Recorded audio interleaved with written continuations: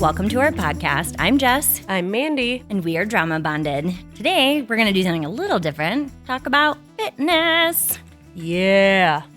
I guess the reason I wanted to maybe rack your brain on this one a little bit is people are starting off the new year and there's always New Year's resolutions and most of them are related to fitness. And you and I have some experience there. So I thought we could just flesh out our opinions on this.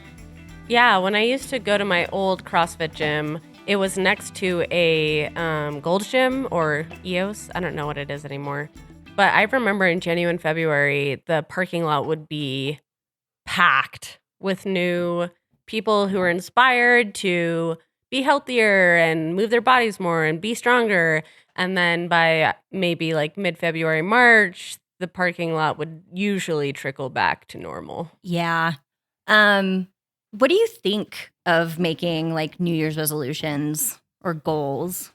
I've always struggled with resolutions because I never follow through with them. So if we're gonna talk about the power of following through, I personally struggle with that at the new year. And I will also say that even though it's natural to kind of feel like your year is a container, something that I work on with my clients is a week isn't a container. A day isn't a container. We create habits, and as we create these habits, they should just kind of continuously move on to each part of our life, right? Right. And so while December does feel different because of holidays and travel and whatnot, you want to try to do your best to be consistent with things in December and consistent with things in January. It shouldn't be all of a sudden I am this new person I have never been before in January. Yeah. And that's particularly that sentiment of new year, new you is something that I want to get to in a minute. But I also want to confess that I have never, ever been good with follow through of New Year's resolutions. Yeah. And yet I'm a really dedicated person. I'm good at going all in. However, I think the idea around resolutions, they're always too lofty. You never think about them all the way through, sort of from start to finish, of what a new thing really entails. And I think the other thing is not really fully appreciating sometimes how long it takes to achieve goals. Yeah. And that, I think, is maybe a really good place to start. You and I have a lot of experience with fitness, and I think aspirational goals of achieving sort of benchmark things for ourselves. For me, it was to be able to snatch, 125 pounds. I know we've both been working on gymnastics stuff. There have been CrossFit goals. And how long did a lot of the things that you've been working on take you? When you started working on something to where you feel like you've become proficient at it?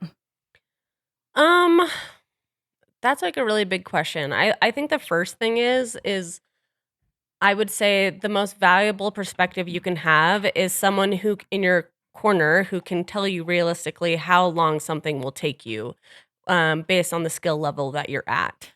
So for example, I remember in my first CrossFit gym, I think I had been there for maybe 3 years, and I had decided that I think the month was September. And I wrote on the board that by the end of the year, I was going to have a ring muscle up. And I wrote it on the goals board, and I practiced after class what I thought would help me. And honestly, in hindsight, I had no business writing that goal up on the board. Long term, sure, but thinking from September to December that I would magically have the skills and the strength to do that was just wrong. And it wasn't about me not being a dedicated athlete or Sure. me not caring. It's just the skill and strength level was not there for me to meet that goal in 4 months. Yeah. I had a version of that. Excuse me.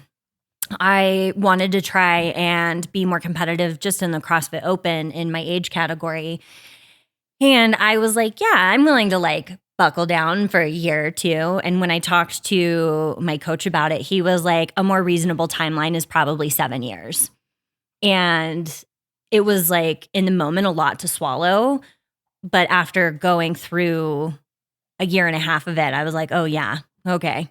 that makes sense to me now. Like, how silly to think that I had any idea of what it would actually take because it was based off of literally nothing. It was just, this sounds good. And I think even more jarring is the fitness industry is so inclined to be like 6 week, 12 week, 3 week, or 3 months, like these weird short timelines of things. And like 12 weeks is like the absolute bare minimum, it seems, to even just like starting to wrap your head around learning something new. And then like actually pursuing it. I mean, yeah, you don't know. It does help to have somebody in your corner, but also it's probably a good idea not to put a timeline on it. Yeah, and I think that the fitness industry knows how to make money off of flashy headlines like get abs in 30 days or, like tighten your butt with this Brazilian butt workout if you do it 10 times, like 10-minute ab burner. And the thing is I'm not saying that these things don't work or that they won't get you results, but I'm saying people's bodies are built different, people's skill level is different, people's diet is different. And so the blanket statement of like, do this, get this is like very unrealistic. Yeah, I had a version of this. I decided that finally I was ready to do a cut. I wanted abs, and I was like, okay, I'm going to do this. My coach was on board. We're like doing it. Spend 6 weeks. And like, mind you, 6 weeks, I had already been incredibly fit. My nutrition was dialed in. I knew exactly what I needed to do. And exactly what I needed to do was like literally to add 4.5 hours of cardio a week on top of what I was doing. And then sort of like, the time came where it was like, I have arrived. Now what? And it's like, well, you just have to keep doing that. You just have to keep your calories uncomfortably low, and you have to keep giving a stupid amount of time to maintaining this physique. And it was just like, wow, okay, so I did it in a short time, but then like also that's not something that I can maintain for any amount of time beyond that 6 weeks. Like, I got it, and just as quickly it was gone. Yeah, unless you want to change your life indefinitely to prioritize this over other things that make you happy, like. And abs didn't make me happy. Spoiler alert. But I mean, talk about some of the other things you learned in that process, because I feel like there were some other powerful takeaways. Yeah. So as I whittled down my weight and abs started popping, I still would lay down at night and sort of feel my belly like move around. And it was like, oh, even as I am losing weight and showing muscle definition, I still have this internal feeling of feeling too big, feeling uncomfortable. And it was a good reminder to be like, oh, no matter how much weight I lose, I'm not going to feel good about my body until I feel good about my body where it's at. And that was really surprising to me. And I don't know, it is and it isn't surprising. That makes a lot of sense now. But at the time, it was like, whoa, I should work on this. I probably need to like talk to a therapist about my body dysmorphia and like start really figuring out how to be comfortable and confident in my own skin, because I could probably get down to nothing and still be like, well, I have a pooch. Well, thank you so much for sharing. I know I took that to like a really personal place. No, but I'm happy to share it. I wanted you to share it because I think that the majority of people struggle with that same issue. And a lot of people, and I know we've gotten a little off topic and we'll go back to goals, but I think a lot of people have this idea that like, oh, if I lose X amount of pounds, then I'll be a happier person. And really, until you're tackling your health and wellness for the right reasons, it doesn't really matter what numbers on the scale. You're always going to be kind of struggling with those insecurities unless you're approaching them with like the right level of self-love. That takes like a lot of work to even achieve that self-love.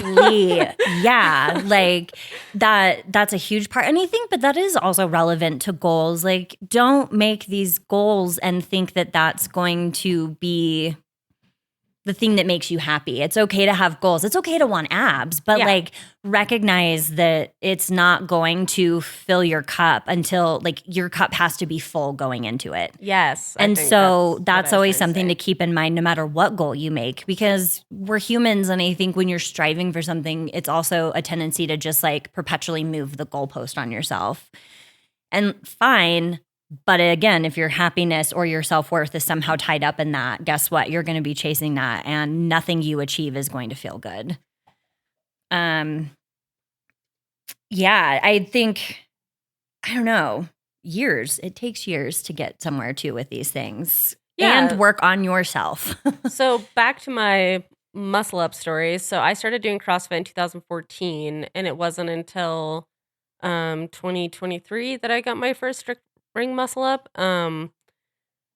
I did strict first because you should develop the strength and the technique to do it strict before fooling around with kipping, where you could blow out your shoulder and not have the strength and stability you need to do that safely.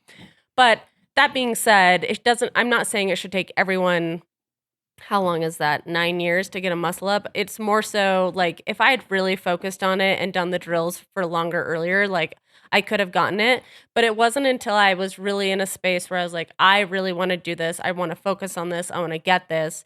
And I would say from that point on, it probably took me about 2 years of doing strength and technical drills consistently, like 2 to 3 times a week before I was able to get one. And I would say that when I started working on that journey, like I would have considered myself like a fairly like fit person. Absolutely. So luckily I was working with a coach who was I was personally training with once a week, and I had the time and space to make the sacrifice to do these drills in my training. But I'm just saying, like, that was my journey, and it took a lot longer than I expected. And so that was also a learning curve for me. It was like there were so many days where the skill work I was doing was boring. It felt tedious. I wasn't seeing results. It doesn't really feel like a workout sometimes. Like, not saying it's easy. I'm saying like some of the skill work you do is like more of a mental it's like more of a mental drill than physical. And so you're like, oh, I'm not sweating. It doesn't feel like I'm like pushing myself. It doesn't feel like I'm getting the endorphins from moving my body. So that was also a learning curve of like, if you want this is what it fucking is going to take. And you have to create the time and space to actually just like really put in the time to doing these tedious drills. Yeah, I'm in the process of trying to work on my strict ring muscle up, and one of the things I'm supposed to do is, I stand on a box and I get these rings down just under my breast, like right at the xiphoid process. And you're supposed to be able to like hold yourself there and then slowly lower down. And the point of a negative is because if you can lower yourself from that position with control, you presumably then have the strength to lift yourself into that position. I have stepped off that box hundreds of times and have not been able to hold myself up there. Like, it is just step off, fall an inch, step off, fall an inch, and you just keep doing it. And I had this little teeny tiny moment the other day where, like, for just a split second, I didn't fall. It was like, huh, and then I went, and it was like, there it is. That's my little crumb of progress, and I'm just gonna keep chasing that little thing down. And that's not Instagrammable. That's not something that people necessarily like understand unless you're doing that. But like, that is the kind of work sometimes that it takes to achieve big fitness things. And it's not always so tedious, but people quit too soon, I think. And that's sort of the point that I with you, I wanted to put out into the world, is that people, I think, are a little quick to throw in the towel, and real progress you shouldn't be putting a timeline on it. It just takes the time it takes. Yeah, and I will say that I'm definitely someone who has thrown in the towel on many things in my life. Like, I always say I want to learn how to knit or crochet, and I think I've done the initial like first stage of learning each of those skills probably 5 times, and I just get frustrated and don't keep trying. So, while I'm saying like in fitness it is this, I think you can apply this same lesson to a lot of other things that you want to do in your life. And I think you just have to want something more than you want something else. It's true. And I think another thing to really keep in mind as you're moving through fitness stuff is like, start small. Especially in CrossFit, you see people doing all of these incredible movements and you're like, oh, I want to do that. But like, the reality of it is like, where you need to start in order to make that happen is a lot less glamorous, but that's the work it takes, like learning how to snatch as heavy as I did. It's like, I'm using the technique bar, which is 15 pounds, and I am, itching to put weight on it, but it's like, nope, learn the position first, figure out where that bar goes. Then you learn the movement. Then you work on speed. And only then do you get to work on load. And taking things in smaller chunks is also really crucial to sticking with it, because you can get really burned out if you do try to take on too much at once. Like, you can't work beyond where you're currently at. And I think that that's a really big thing that gets glossed over too with goals, is like, okay, you've got a big goal, but like, let's now break it down into actionable steps and walk it all the way back to where, what can you achieve every day, or not every day, but at least, a few times a week. Yeah, and I think there's also a piece of that is it it's not always going to feel like progress. Like, I think when you first start your fitness journey or movement, or even a new type of movement, like maybe you normally do strength training and you transition to yoga, or vice versa. It's like, in the beginning, you're going to see a lot of progress fairly consistently, because your body is like new to something and it's adapting and it's getting stronger and you're seeing these results. And then there's going to be a place where you start seeing progress less frequently, and you're going to feel like you might be plateauing, and it's more so just because your body is conditioned to a certain point where, like, now any other gain you make is going to just require more time, more effort, more attention. And that's like the place where you have to get kind of used to and comfortable with discomfort, and the fact that like progress is going to be a lot harder to see, a lot harder to feel, and you're going to have to be able to kind of like sit in that discomfort and know that like this is where all of your work is if you want to see that progress. Yeah. And I think that's true with losing weight, building any sort of athletic achievement. That's just Gaining flexibility. Right. It's just you've got to stick with it longer than you feel like you do. And like, that actually is the good work, is the work where you just like show up and you're like, well, I showed up. That's enough. Like, that is enough. And you just do that. That's like, the best analogy I heard for that was like, brushing your teeth once for 2 minutes will do nothing, but brushing your teeth twice a day for 2 minutes over time keeps your teeth healthy, and like, you don't end up with cavities, and that's where you need to be. And so it's like, you don't brush your teeth 1 or 2 times and be like, I've done it. No, it's something that you do perpetually. And, unlike brushing your teeth with fitness, you will eventually start to see that progress, but it can't also all be progress oriented. Like, you sometimes just have to be in it for the love of the game. Yeah, and I think what I would advise most people to do is like, if you really are interested in getting results in a certain area, whether it's nutrition related, strength training related, goal related, find someone, whether it's a coach or someone that is proficient in something, or a friend that has been doing this thing for a while. Like, ask them questions, talk to them about it, get support, find a community, but also in that process, like, understand how long it's going to take you to get there, and try to like be patient and find enjoyment in the process, because the day to day is probably what, like 95% of it, and then like those wins and PRs and like actually accomplishing those goals is actually like such a small percentage of it, that if you don't enjoy the process or the journey, then maybe you're not doing the right thing. That is so true. Anecdotally, I in that pursuit of trying to be better at CrossFit in the open, I went hard and I did it, and they're just like day in and day out, and I was not super pumped about it, mostly because like, it turns out training for CrossFit isn't fun as doing CrossFit. And I would do it. It was so frustrating in a lot of ways, because like you're saying, the gains weren't really there. I wasn't knocking minutes off of my times for workouts. I wasn't PRing my lifts on a regular basis. And every once in a while, if we traveled and drop into a CrossFit gym, like, I got the thrill of being like, oh yeah, look at me getting better. Like, I can do some of this stuff. But ultimately it got to a point where I was like, I don't fucking like this. This causes me a lot of anxiety, and this isn't fun. And like, for what? What am I coming out here alone in my garage, cold, miserable, anxious, like doing this? And yeah, I got better, but I also didn't like it. And it occurred to me, like, I'm never going to like this. This isn't going to change suddenly as I'm getting better. In fact, like now I'm starting to see that I'm getting better, but like my enjoyment is not there. And it became clear to me, like, I really needed to pivot in that. And I'm so glad that I did. And that's another thing that I wish got talked about more was like, am I a quitter by some people's standards? Maybe, but also like, who the fuck cares?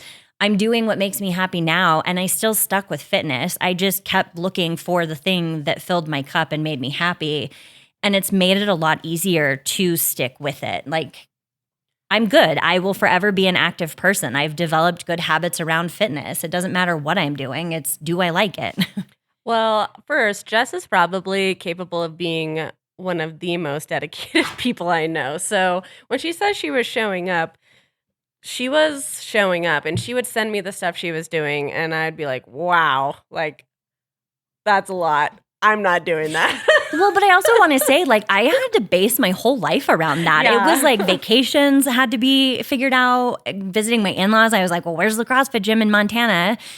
They're just like eating. It was like, well, I can't eat out. I can't do this. Blah, blah, blah, I can't go see friends. Can't drink. There's so many things that I had to also like base my life around. Where yeah, it was and just for like potentially 7 years. Yeah. And then that's like technically when you'd be able to start being competitive. And so it wasn't ending at 7 years. It was just like 7 years to get you where you want to be. And the work doesn't end there. Right. That's the start of the work. That's now the hard part of like, okay, sustain it, compete. Yeah, do it. And it was like, oh, you know what?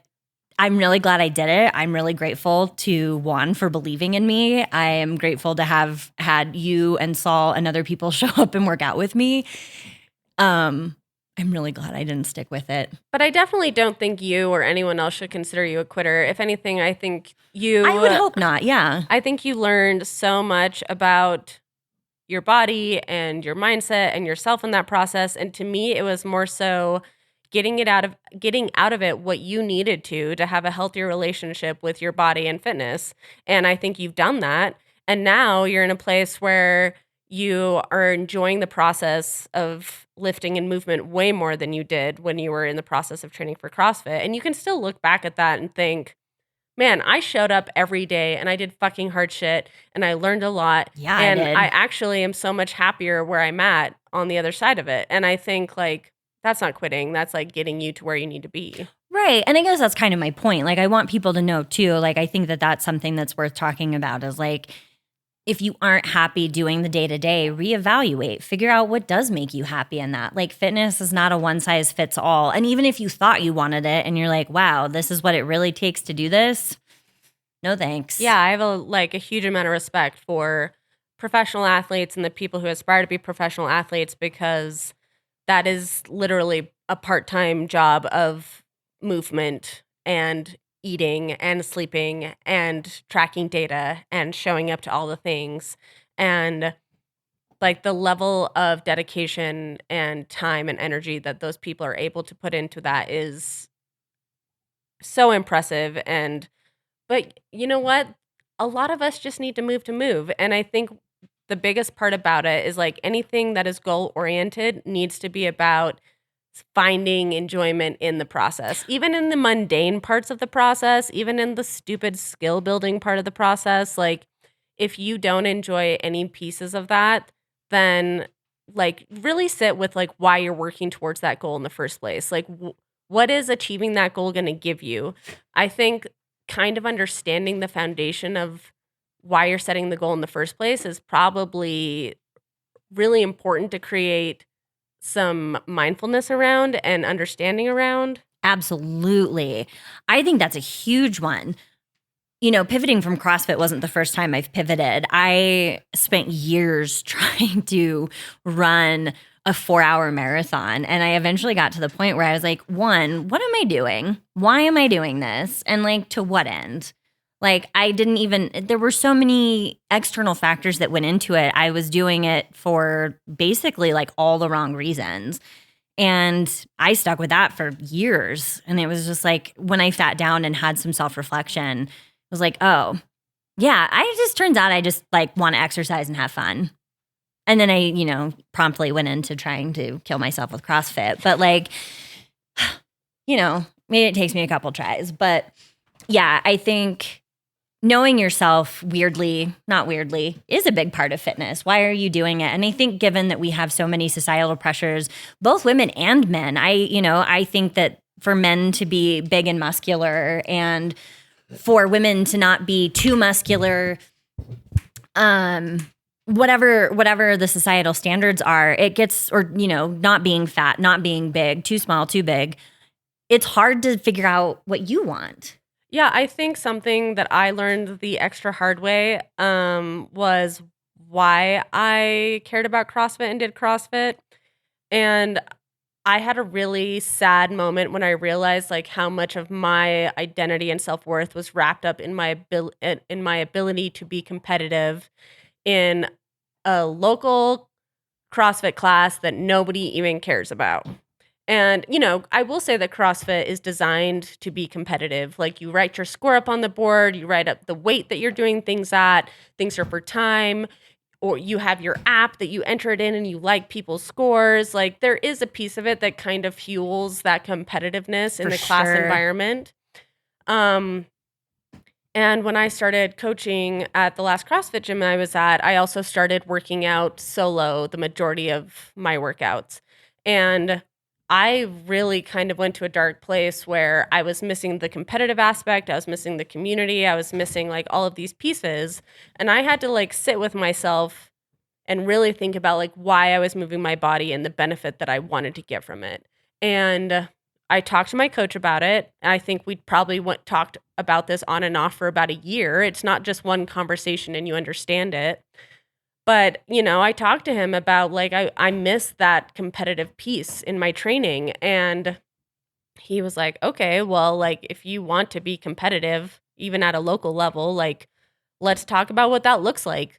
You would need to put on probably like 20 pounds and you would need to eat food, like a lot of food, like food all the time. Oh my God. Can I talk about that for just like a hot second? The amount of food that I had to eat to maintain that level of CrossFit, even for me who like, I don't have problems putting food back, but like I was eating till like 8 or 9 o'clock at night and I would like stare at the food that I had to eat and just be like, you have to get it down because your body requires so much excess in order to build muscle. Like you have to fuel your body to be able to meet this goal. And so I know we had this conversation so many times because he was like, you can do this. Like if you want to do this, this is what this looks like. And this would be like, this would take time, but we could get you there if that's what you wanted.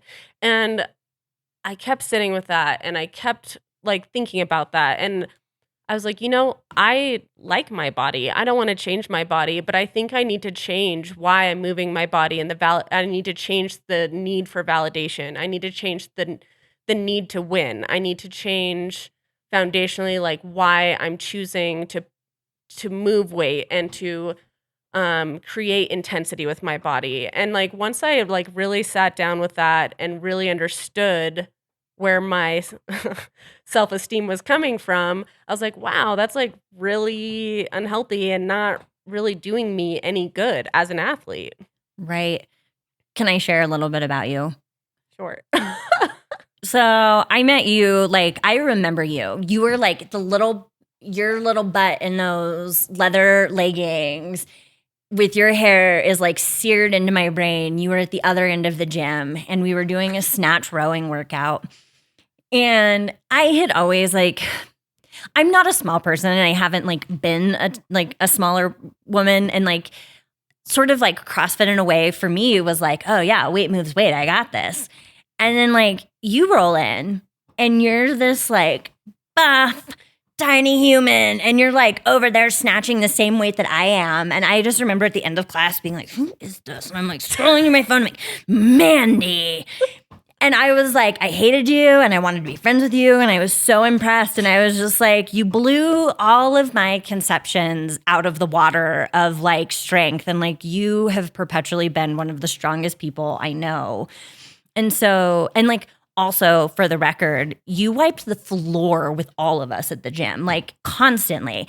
And like, sure, tit for tat, I might be able to like, not anymore, but like could have outlifted you at points, but like never could I have beat you in a workout. Doesn't matter what the workout was. So it's also like, another moment to register, like, you are this incredible athlete and you still felt that insecurity and like that need for validation despite like outwardly being a really incredible athlete.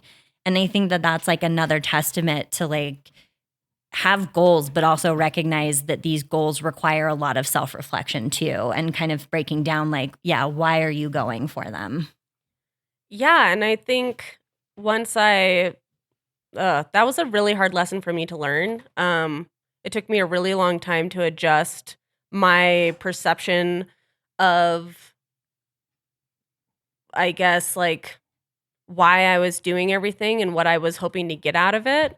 But once I was able to kind of figure that out, I feel like my relationship with movement is in such a healthier place now, and I'm able to pursue goals because I'm excited about the process of achieving that goal, and I am accepting how long it's going to take, and I put way less pressure on myself, and because of that, I no longer have panic attacks during workouts. I no longer feel like super Yeah. stressed about going into the gym. I do have things I have to show up and do every week, but I'm honestly at the place in my training where I wake up and I'm like, what does my body feel like doing today? And I'm not saying that everyone can do that, but I'm saying like the fact that I'm able to bring my creative personality and strengths into like my training has helped me be more in tune with my body, what feels productive that day. But I'm also able to move consistently and still stay on track for the goals that I'm hoping to meet. I love hearing that. Yeah, you and I really bonded over the anxiety around workouts. Oh my I gosh. feel that. I Yeah, People need to talk more about mental health in the fitness world. dude, especially CrossFit, because it Yeah. like really gets your system going and you are like ramped the fuck up. And if you've also got anxiety, Godspeed. Like you, ugh, A CrossFit workout for a lot of people is like just 15 minutes of anxiety. basically, yeah, your CNS is like toast after you are dumb. Good luck. You're not going to be able to make any emotional decisions. And like we can have a whole other podcast about like the things we love and hate about CrossFit. That's just foundationally where we both got exposed to like strength training and Yeah. gymnastic training, a lot of things. Like I am so grateful for CrossFit in my life and Same. where it's taken me. That being said, CrossFit is not for everybody. And we could seriously talk about that topic for like hours. But No, I'm with you on that. And I actually relate a lot to where you're at right now too. I'm at a point where I am just really grateful that my body will actually perform a snatch, that like I am capable of catching a barbell in a squat. Maybe like not right this second because of my hip surgery, but like ultimately I know that I have the ability to do that. And like that makes me really happy. And that has been so much more fulfilling to me than any number on the scale has ever been, than any sort of physical appearance goal that I've ever had. Like the satisfaction of moving not only well, but moving how I want to and being in control of my body. It's such a good feeling. And it's really freeing to be in a fitness space where like that is the case. yes. And I really want that for everybody. And I think that there's like, fitness does not have to destroy you.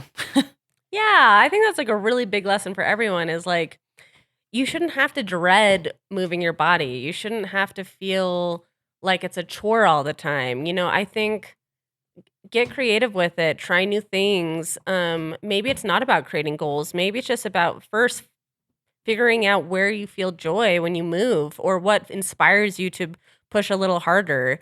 I think it's not just about staying in shape and losing weight and fitting these societal bullshit boxes. It's also just about like what feels productive and motivating for you personally. Yeah. I've been really like, I love weightlifting. There's something just about it that is so satisfying to me. But I've also been, in addition to working on strict ring muscle ups, I've been doing handstand stuff. It honestly feels like I'm a kid all over again, playing hands up, stands up, in the yard at school. And like, it's been so fun, just fun to be like, look at me standing on my hands. Look at me trying to make a shape. Like, I mean, I don't know what I'm gaining from that, but I'm loving it. And that does like having that be part of my warm up has been just joyful. And Yeah. I love that. I love that for me and I want that for other people. Yeah, I think workouts should definitely incorporate more of a play aspect, like maybe not all the time, but I think you should be able to experience play in movement. Yeah. And if you're not, I don't know how many people are listening to this, but Mandy and I are good resources to like just set you on a path to start discovering things. Yeah. Because I don't know. Yeah. Working out should not be the slog that it is. And, stick with things. And if it's not fitting you, then find something else. But also keep going. You touched on this a little bit, talking about like starting over 5 times with like knitting and crocheting. Like, man, imagine had you stuck with that. I know. I'd be like a professional knitter now. I'm just kidding. No, I know you. Yeah, but like I think about that all the time when I stop doing something. I'm like, damn it, if I had just stuck with that, even for like 5 or 10 minutes a day, had just kept with it. Like, Well, like think about Joe. Joe was started taking guitar lessons when we started dating, and now he has 2 EPs that he recorded himself on Spotify. including doing our music for this. Yeah, so I think like The time's going to pass anyway. So stick with it. Find a way to stick with it. I also think that people don't enjoy feeling novice at things, especially in a public setting. So like you go to the gym, you don't know how to use the machines, or you're doing a class that you've never done before, and being the novice person sucks. Kind of at anything, to be honest. And I think especially in adulthood, novice is a feeling that we're not very comfortable with. But being novice and like overcoming that shame and fear of showing up and looking novice is like so good for our brains, and it's so good for our self-confidence if we're able to push through that and keep doing it. So just understand the value of what showing up in that phase is bringing into your life, because like if you're okay at feeling novice at that thing, think of all the other things that you want to do where all of a sudden being novice isn't going to feel as unapproachable. Yes, I love, love, love, love, love that you brought this up. I think, especially as adults, as we like hit the age where you're in a career, you're good at what you do, you don't want to feel bad at anything, or you've got the expectation that you should be good at it because you're not bad at other areas of your life. But like, how long did it take you to get to that point? And it's always such a good space to be a student and to be open and receptive to new information and learning. Like, I wish that wasn't, it's okay to not know. It's okay to not know how to do something. Like, relish being able to learn a new skill. Because, yeah, there's something, I mean, I can't speak to this like completely scientifically, but the plasticity of your brain like appreciates being pushed and learning something new, not falling into a rut, or even like continuing to sharpen the skills that you have. Like, you don't just decide like you've arrived and you stop doing the thing. You keep doing it and you figure out how you can get better, do it differently, make it your own. Like, just be willing to suck, be willing to learn, and yeah, keep at it. Yeah, I agree. And I think I think that holds a lot of people back. Hugely. I have worked with a lot of people who don't want to be bad at something. And it's like, well, but you are. I don't know any other way around it. I'm sorry. Like, and I say this too as somebody who like really struggles with movement. Like, it takes me a long time to pick up what the fuck I'm doing. Like, I am bad at a lot of things. I've kicked people in the head at the gym trying to work on my handstand stuff. Partly their fault, partly mine. If I had quit though, like, I think in my last training session, my coach literally said, "Do you want me to tell you that you're shitty at it? Because you're shitty at it." I was like, "Yeah, I know I am." Thank you. Like, but sometimes like you need that a little bit, and hopefully like the goal is to have a coach that'll be honest with you, because like you don't want to pay somebody to blow smoke up your ass, but you do need somebody to be honest, and you also need to be in a place to listen. Yeah. I also, this is a little bit off topic, but I know we were talking about finding pleasure in it, but I also want to kind of lean on the importance of being able to just show up and do things even if you don't want to, or even if they're uncomfortable. One of my clients is an aerialist, and for years, like, she resisted weight training or wanting to do weight training and didn't like doing weight training. And then she reached a point in her aerial skills where she realized she needed to develop more strength to achieve the goals she wanted to do with her aerial arts. And so she started training with me, and we've been working together now, I think, for 3 years. And she shows up and she does her strength training once or twice a week. And she has seen the benefits of that strength training in her aerial work. And she understands when she shows up and moves weight and does resistance training, even when she doesn't necessarily enjoy it or want to do it, she now does it because the benefits outweigh the discomfort. Yes. Showing up is enough. And I also want to call out like how cool 1 or 2 times a week putting in like an honest effort to do that is enough. Like you don't need to be somebody who does this 7 days a week for a huge amount of time. 1 or 2 times a week will go a long way if you're smart about showing up and doing the thing. Yeah. And so as much as we're That's talking so about cool. like finding joy and understanding your why and all of these things, that's a big piece of it. Also, is just doing it on days where you don't really want to do it. And unfortunately, that's just life. Yeah. You and I took the trauma-informed weightlifting class together, and there was another coach on there, Stevie, and I still follow her on Instagram, and I really love her, and so I want to give her credit for this. But she had this idea. She shared this with me. She has BAM days, and they're bare ass minimum. And it's okay to show up to the gym and have a BAM day and just like do the bare ass minimum. Showing up is the ticket, and you show up even if you don't want to. And like, I have a rule for myself of like, I really am just like, I don't want to do this. I make myself go do the warm up.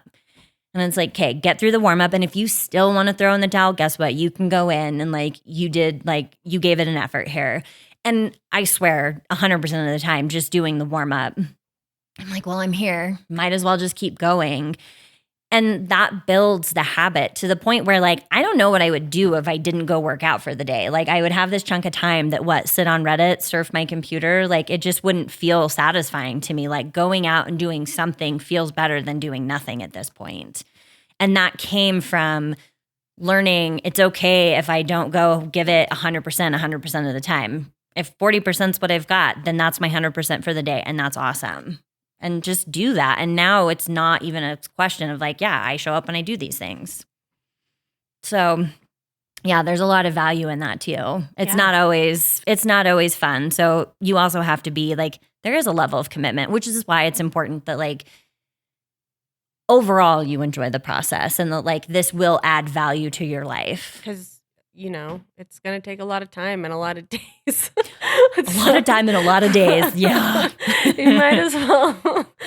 And a lot of months and a lot of years. And so like you need some enjoyment in that process, but also there are days you just don't want to do it and you just do it anyway. Yeah, motivation doesn't exist. When people are like, you're so motivated, I'm like, I'm actually not.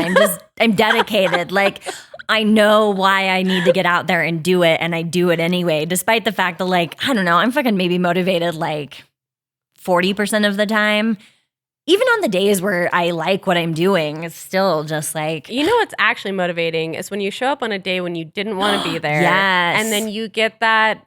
nanosecond of your negative hold, or you hold a handstand for 2 seconds longer than you did a week ago. Like that's the motivation, is when you have those tiny breakthrough moments and you realize like what showing up on the days you didn't want to show up has brought you. I would say that's like the motivation, is like you get motivation by like experiencing the process. Yep. Yes. And it is on the days where you don't want to do the work that honestly is probably the most, like you're getting the most out of that day. So, yeah. Well, this has been really fun. Yeah. Do you have anything else you want to add? Do you have any like fitness tip that you can give anybody for?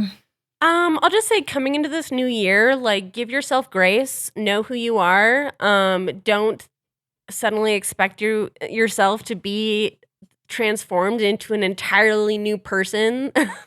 I would say be really real with yourself and understand that like who you were last year is who you are now. But like if you create a goal and you take small, tiny, doable, realistic steps, you are gradually going to get closer to that goal instead of all of a sudden overnight deciding to be like, oh, I'm going to go to the gym. I'm going to eat healthy. I'm going to sleep. I'm going to stop drinking alcohol, because ultimately that's not sustainable and you're setting yourself up for failure. Yeah, I would agree with that. And like maybe getting to bed earlier, like start getting ready for bed 5 minutes earlier than you normally would. Set a timer so that, you're holding yourself accountable to that. Aim. One of the things that I guess if I had to give any advice, I was really depressed over the summer with everything with my hip and just sort of losing a lot of ability to exercise the way that I wanted to. And I was having a hard time finding motivation. I didn't even know what to do. And I was like, oh, I'm going to walk more. And so I don't know. I took it too far, shocking to no one. But I was talking to my coach about that, and he was like, okay, well, let's set like an actual reasonable expectation. And I was like, okay, 5,000 steps. And he's like, I need you to make a more reasonable goal. And I was like, okay, not 5,000 steps. I'm just going to walk around like the short 2-block walk. And he's like, no, I still need you to make a smaller goal than that. And I was like, okay, I'm going to put my running shoes on and I'm going to go sit on the front porch. And that was my goal, was to put on my shoes and go outside. Like that was my goal. And that every day was like, that's manageable. I can put on my shoes and I can go sit my ass down on the front porch. And again, 99% of the time I went and walked because the goal was manageable. I didn't have to like build it up in my head to be this like overwhelming, like, okay, well now I've got to go walk for an hour so I get these 5,000 steps. It's like, no, keep it small. Make it something that you can do, repeatedly. Set yourself up for wins, because wins feel way better than being like, well, I didn't do it. Yes. So if I could leave it on anything, it's like just put your shoes on and get to the gym. Put on your shoes and sit on the porch. Yeah, that's it. Sit on the porch. And I guarantee you, like, that will pay off better for you. And even though that seems like such a silly goal, that is achievable, and that happened, and I went and walked. But honestly, you creating mindfulness around just doing that and showing up for yourself in that moment is progress. Oh, that was huge. That was everything I needed to like really walk myself out of the little rut that I had been in. Like that was a change. Like those walks were really transformative for me. That gave me a lot of space to like recognize how much body dysmorphia I had, how much frustration I had around how I felt in my body, especially not being able to work out. It was really good. And it was literally just putting the shoes on and sitting on the porch. So if I can give advice, it's make the goal that small. Put your shoes on, sit on your porch. Hell yeah. Well, let's leave with that. I love it. All right. Thanks, everybody. Thank you. Bye. Bye. Drama Bonded is produced and hosted by Jessica Brumbaugh and Mandy Booth. Our production manager and editor is Solomon Brumbaugh. Our theme music is by Joe Waters. You can find more of his music streaming on the EP Jupiter Daywatch. Music vocals by Mandy Booth. Graphic designer is Pigeon House. Special thanks to everybody who has downloaded and listened to us. We are so, so grateful for your support. Thank you.